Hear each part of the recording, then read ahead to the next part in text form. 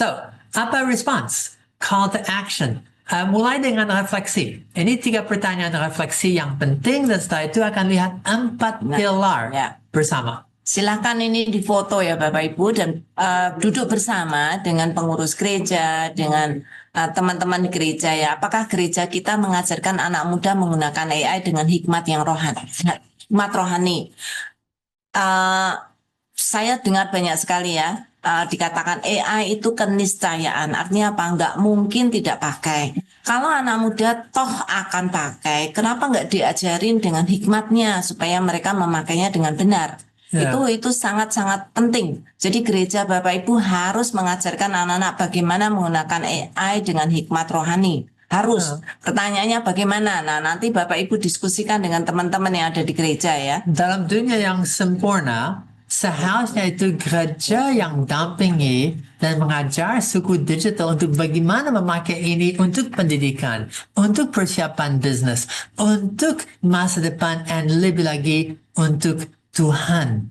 Dan saya masih ingat zaman dulu itu gereja yang buka sekolah untuk mengajar anak-anak, itu gereja yang buka rumah sakit untuk orang bisa sehat. Dan mengapakah itu bukan gereja yang buka AI Center for Excellence untuk pelayanan yang lebih baik, misi, dan lebih lagi AI for God dalam dan di luar dunia Kristen.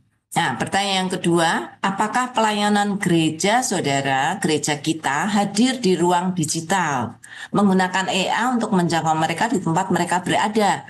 Jadi Bapak Ibu, kehadiran Bapak Ibu dan gereja Bapak Ibu di ruang digital sangat penting. Kalau Bapak Ibu gereja pelayanan Bapak Ibu tidak hadir di ruang digital, itu bagi mereka pelayanan Bapak Ibu itu tidak eksis, tidak ada.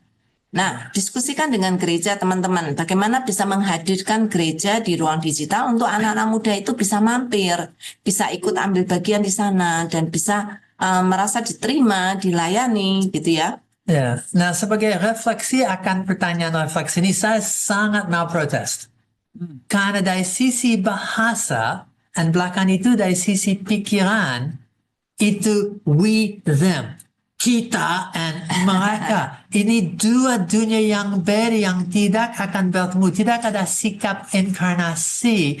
Dan untuk saya, mungkin bersama mereka atas harus bersama-sama. Kesadaran itu bukan mereka, itu bagian kita yang beda bahasa, bagian dari kita yang beda budaya, tapi masih bagian ini anak-anak kita. Ini seharusnya bukan kami dan mereka, tetapi bersama.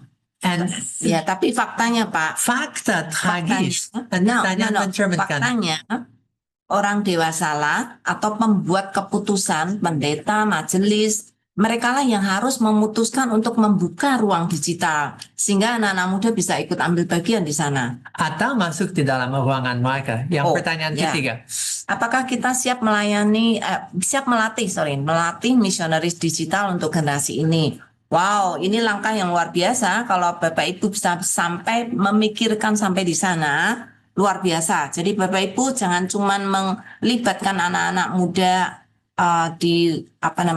di pelayanan gereja dan juga membuka ruang digital bagi mereka, tapi juga mempersiapkan mereka untuk menjadi misionaris, menjadi penginjil di dunia digital. Nah, tapi ini hanya relevan saat ini dalam transisi. Mikir 10 tahun depan, 15 tahun depan. Dunia dah hanya sudah digital dan AI, tidak ada melintas lagi. Ini dunia yang ada. Dan untuk masa depan gereja itu akan digital dan AI. Sebagaimana dak hanya untuk missionize, tapi untuk mempersiapkan dan untuk bikin relevant gereja masa depan. So, ini lanjut, right? Sudah pertanyaan refleksi atau mau? Ini ada tanggapan dari Pak Siprianus. Pertanyaan itu sangat penting dan relevan di era digital saat ini. Gereja memiliki tanggung jawab untuk mengajarkan muda-mudi menggunakan AI dengan hikmat rohani karena teknologi dapat menjadi alat yang berguna untuk menyebarkan nilai-nilai spiritual dan menjangkau lebih banyak orang, termasuk menjangkau sesama suku digital. Pelayanan di ruang digital juga sangat vital. Dengan memanfaatkan teknologi dan AI, gereja dapat menjangkau anak muda di platform yang mereka gunakan sehari-hari. Ini termasuk media sosial, aplikasi, konten digital lainnya, memastikan pesan gereja dapat diakses dengan mudah. Mengenai pelatihan misioner digital sangat penting untuk mempersiapkan generasi muda dengan keterampilan yang mereka butuhkan untuk menyebarkan Injil dalam cara yang relevan. Ini bisa mencakup pelatihan tentang cara menggunakan media digital dan lain-lain. Wah, ini Bapak pasti memakai AI. Nah, Bapak ini tidak mungkin bisa mengetik secepat ini. Tapi ya bagus Pak. Bapak sudah menggunakan AI dengan cara yang benar. Artinya menolong kita mendapatkan penjelasan lebih banyak ya. Untuk apa yang selama ini kita kita concernkan bersama ya. ya. Sangat bagus sekali. Terima kasih Pak. Dan AI pun sudah bisa menjawab pertanyaan ini dengan hikmat dan bagus. Dan itu mengerti ini 3 pertanyaan yang beda dan itu dijawab dalam 3 paragraf kecil dengan sangat tajam.